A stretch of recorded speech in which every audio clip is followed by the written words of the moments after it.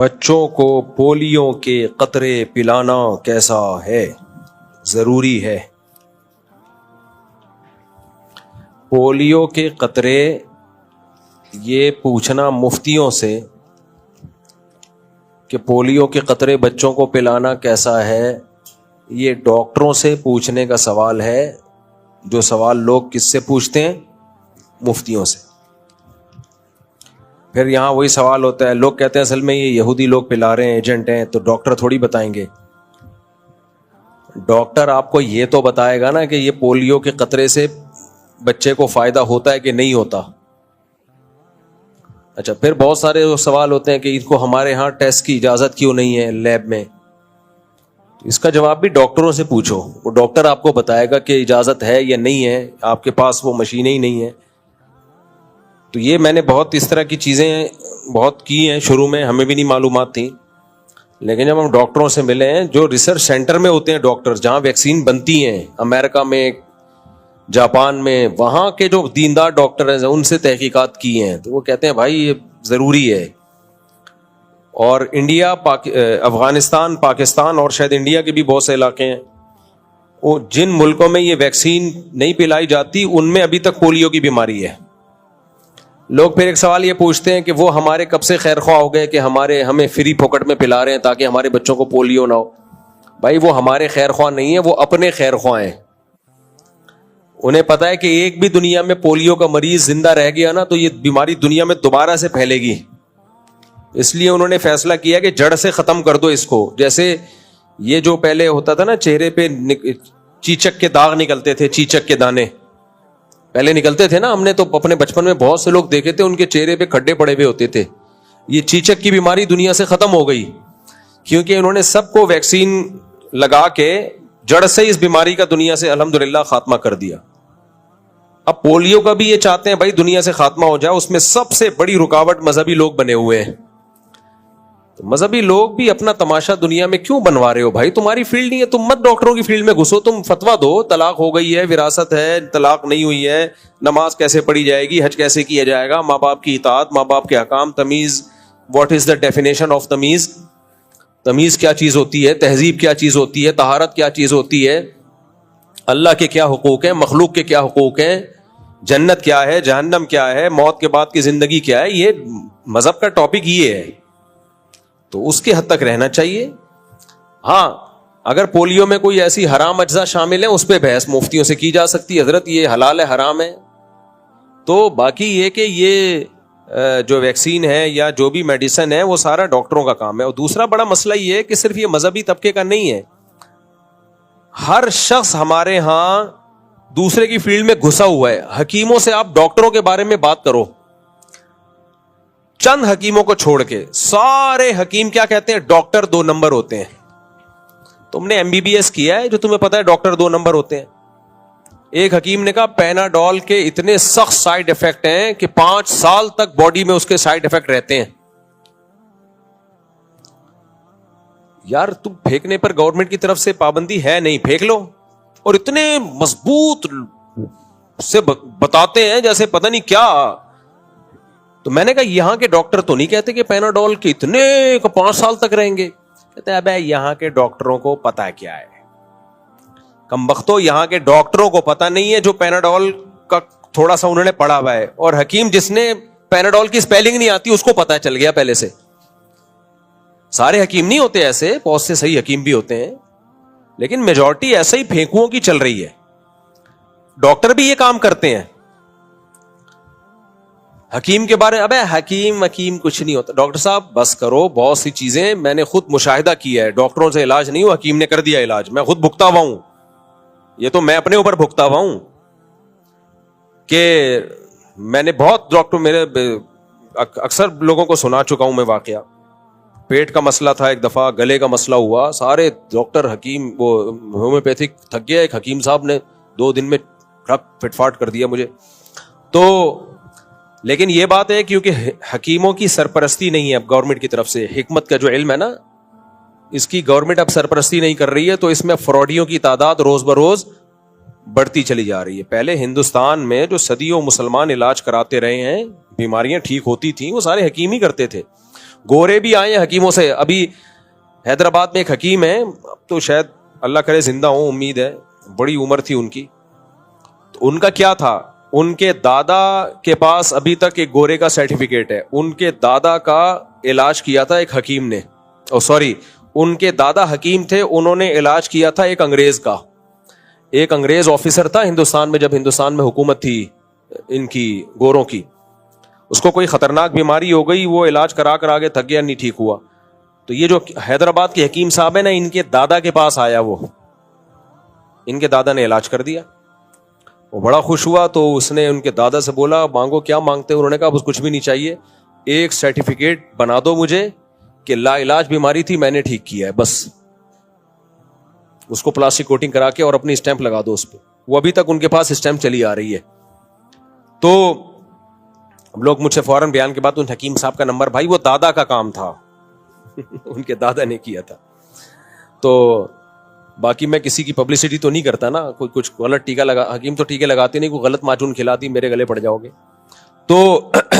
تو وہ اس کا کیا فائدہ ہوا, ان حکیم صاحب کا ماشاءاللہ بڑا بزنس چلا وہ سرٹیفکیٹ کی وجہ سے. تو سب میں کچھ فائدے مند ہوتے ہیں سب, تو کبھی کسی ایک دوسرے کی 100% نفی مت کرو. باقی ایک حقیقت ہے کہ جتنی ترقی اس وقت میڈیکل سائنس نے کی ہے, کسی اور فیلڈ نے اتنی ترقی نہیں کی. تو ان میں حکیم ہو یا ہومیوپیتھک ہو, جو سپیریئر ہے وہ کون ہے, وہ میڈیکل سائنس ہی ہے. تو ٹھیک ہے, چند باتوں میں حکیم کی دوائیں زیادہ فائدہ پہنچا دیتی ہیں. کچھ حکیمی دوائیں ایسی ہیں جو زندگی بھر استعمال میں ویسے ہی رکھو, بڑا فائدہ ہوتا ہے, جو صدیوں سے استعمال ہوتی چلی آ رہی ہیں. ڈاکٹر نہیں مانتے ان کو, تو ڈاکٹروں کی مت سنو اس میں, وہ صدیوں سے, کیونکہ ڈاکٹر نے اس کی ریسرچ ہی نہیں کی ہے نا. جن ڈاکٹروں نے ریسرچ کی ہے وہ ماننے لگے ہیں. پھر کچھ دوائیں ایسی ہیں جیسے جن کو نزلہ رہتا ہے نا, اکثر سر میں جمع رہتا ہے نزلہ, وہ استو خدوس, وہ مارکیٹ سے خرید لیں, گرم پانی ہو قہوے کی طرح, اس میں 1 چمچہ حل کر کے رات کو پی لیا کریں پابندی کے ساتھ. بہت فائدے ہیں اس کے, دماغ بھی, بال دیر سے سفید ہوں گے آپ کے, اور وہ سارا کچرا وچرا دماغ سے کیل کے باہر نکال دے گی, وہ بہت فائدے مند ہے. اور اگر نہیں بھی ہے تو بھی کھا لو, کوئی نقصان نہیں ہے, اس کا فائدہ ہی فائدہ ہے. ڈاکٹر نہیں مانیں گے اس کو, ڈاکٹروں کو کیا پتا, اس تو خدوس کی اسپیلنگ نہیں آتی ڈاکٹر کو. تو اب پھر بھی اس میں بھی ڈاکٹر ٹانگ اڑا رہا ہے, ابے یہ کچھ بھی نہیں ہے, حکیموں کی بنا ہے. بھائی یہ صدیوں سے ایک آزمودہ نسخہ ہے, ایک جڑی بوٹی ہے, بہت فائدے مند ہے. ڈاکٹر تحقیق کرے گا تو آ جائے گا اس طرف. ہمیں یاد ہے بچپن میں حکیم لوگ اس سب ہول کا چھلکا دیتے تھے, ڈاکٹر نہیں مانتے تھے اس کو. اب سارے ڈاکٹر لکھ کے دے رہے ہیں سب ہول پیا کرو, اور یہ فائدہ, یہ نقصان بھی ہے اس کے, کچھ فائدے بھی ہیں. تو اسی طرح حکیموں کی ایک دوا ہے معجون فلاسفہ. کبھی بیٹھو گے تو حکیموں کی دواؤں کی فہرست بتاؤں گا میں آپ کو. معجون فلاسفہ اتنی زبردست چیز ہے. جوارش کمونی, مزہ نہ آئے پیسے واپس. پیٹ کے لیے اتنی بہترین دوا, یہ زیرے سے بنتی ہے, زیرے سے. جن کو پیٹ کے ابھار اور یہ سب چیزیں رہتی ہیں, تو وہ جوارش کمونی کھانے کے بعد گرم پانی سے تھوڑا سا کھا کے دیکھیں, ایسا بہترین خاندانی پیٹ ہو جائے گا. ہاں جب پیٹ کی کوئی پرانی بیماری ہو, کوئی زخم ہو, وہ ایک الگ بات ہے.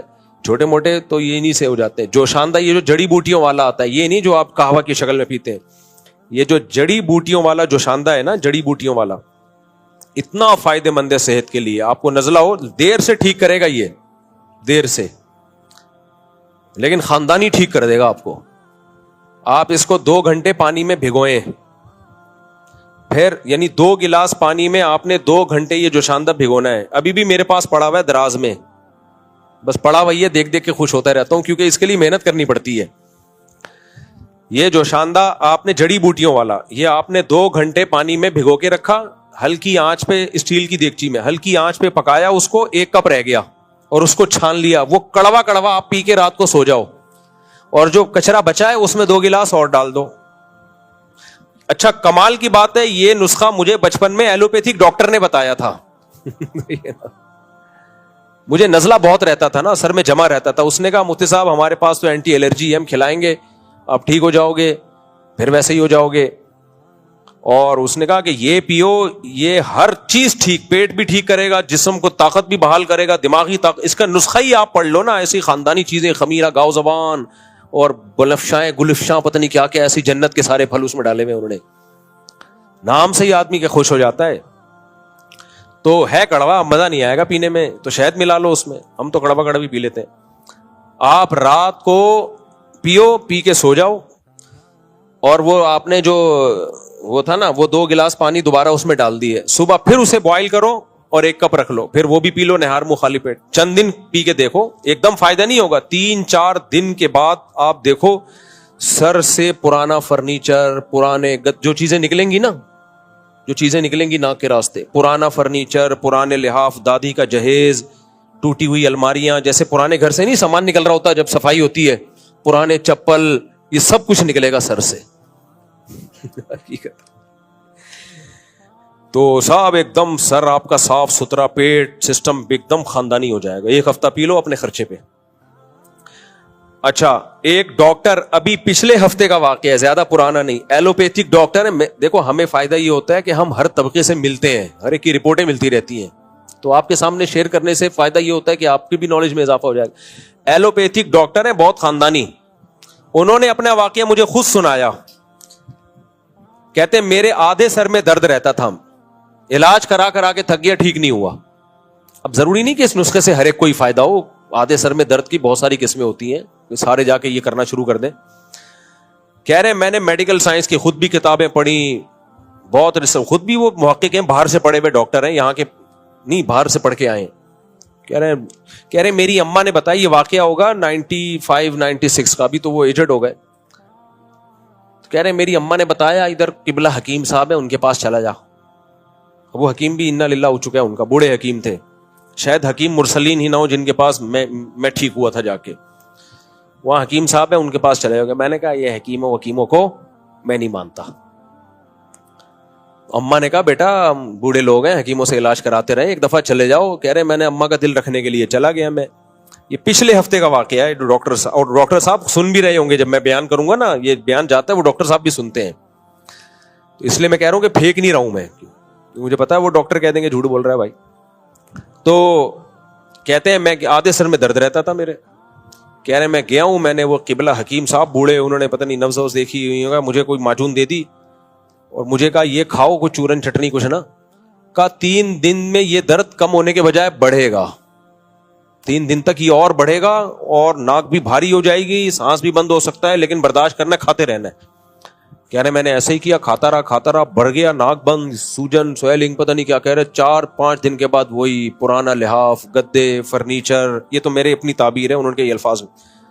کہہ رہے جو ناک بہنا شروع ہوئی ہے, اتنا کچھ اندر سے مال ملادہ نکلا ہے, فٹ فاٹ. کہتے ہیں وہ دن آج کا دن, کتنے 20 سال ہو گئے فٹ فاٹ, اس سے بھی زیادہ بلکہ. تو اس لیے کسی بھی چیز میں مبالغہ آرائی ٹھیک نہیں ہے. ڈاکٹر جو کہہ دیتے ہیں حکیم کچھ بھی نہیں, بھائی ایسا نہیں ہے. آپ نے وہ حکمت پڑھی ہوتی تو پھر آپ بات کرتے. اور اسی طرح حکیم لوگ تو زیادہ یہ بیماری حکیموں میں ہے. اور ہومیوپیتھک تو ایسے ماشاءاللہ پھینکو آ رہے ہیں نا مارکیٹ میں, ایسے پھینکو آ رہے ہیں ہومیوپیتھک. جس کمبخت کو کچھ نہیں آتا ہومیوپیتھک ڈاکٹر بنا ہوا ہے. وہ جرمنی میں سب سے مشکل کام ہومیوپیتھک ڈاکٹر بننا ہے, جہاں سے یہ فن آیا ہے. یہ جرمن ڈاکٹر تھا نا ہومیوپیتھک کا بانی. وہاں آپ کو وہ ایک پورے شہر میں 1-8 ڈاکٹر ملے گا آپ کو. ہمارے یہاں جس کو کچھ نہیں آ رہا وہ ہومیوپیتھک کورس کر کے کیا بنا ہوا ہے, ہومیوپیتھک ڈاکٹر بنا ہوا ہے. ہر بیماری کا علاج یہ ہے, ایسا نہیں ہے. ہومیوپیتھک بہت مشکل فن ہے, اس میں علامتیں بہت زیادہ دیکھنی پڑتی ہیں, اس کے بعد جا کے آدمی فیصلہ, وہ میڈیسن تجویز کی جاتی ہے کہ یہ کیا ہے. تو ہر فیلڈ میں اچھے بھی ہیں, برے لوگ بھی ہیں, کسی کی بھی آپ 100% نفی نہیں کر سکتے. تو یہ قوم کی ایک بیماری ہے ہماری. حکیم سعید صاحب بہت زبردست حکیم تھے. وہ پاکستان میں چند ایک حکیم اجمل ہو گیا, حکیم مرسلین, حکیم سعید, یہ بڑے خاندانی حکیم گزرے, بہت ایکسپرٹ تھے یہ لوگ. ان کی اچھی بات پتہ ہے کیا تھی؟ حکیم سعید صاحب کی بات یہ تھی کہ